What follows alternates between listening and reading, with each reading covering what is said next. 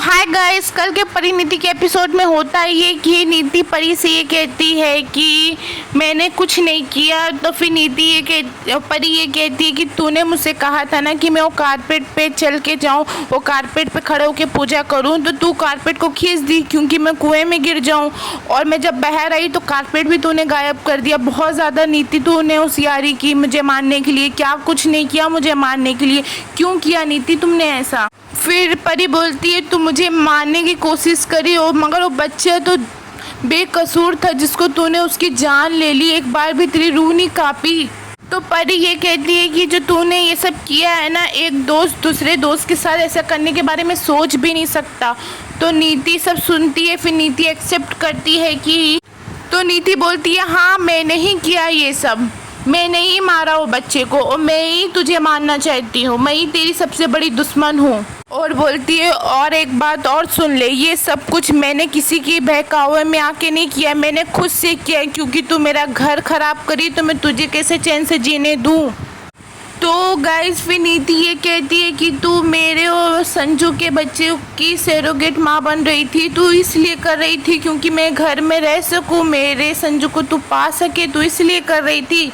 तू मेरे संजू को कैसे पसंद कर सकती है? सबसे पहले मैं ही संजू की लाइफ में आई हूँ। नीति ये सब बोलती है परी को। फिर होता है ये कि गाइस तो फिर मुझे बाद में पता चला कि तेरे और संजू की ऑलरेडी शादी हो चुकी थी और तू मेरे और मेरे संजू की जगह लेना चाहती है, हम लोग की लाइफ में आना चाहती है। जब भी तू मेरे साथ ऐसा कर रही थी तो मेरा एकदम दिमाग ख़राब हो गया था।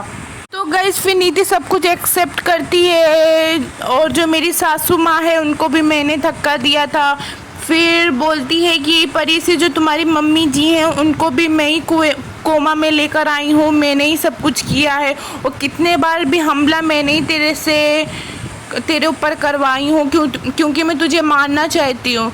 तू मेरी दोस्त नहीं है, सबसे बड़ी मेरी दुश्मन है। हाँ मैं याददाश्त जाने का नाटक करी थी क्योंकि मैंने वो डॉक्टर को बहुत ज़्यादा कन्विंस किया था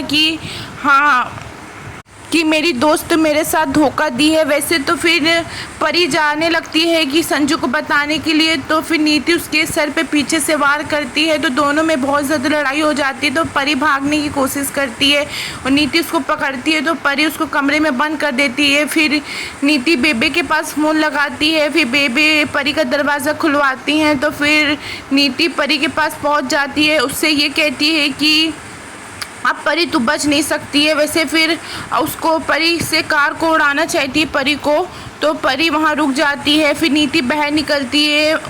फिर है ना नीति परी से ये कहती है कि तुझे जीने का हक नहीं है परी, अब तुझे मेरी पूरी सच्चाई पता चल चुकी है। गाइस यहीं तक की वीडियो है, आपको पसंद आई हो तो चैनल को लाइक शेयर एंड सब्सक्राइब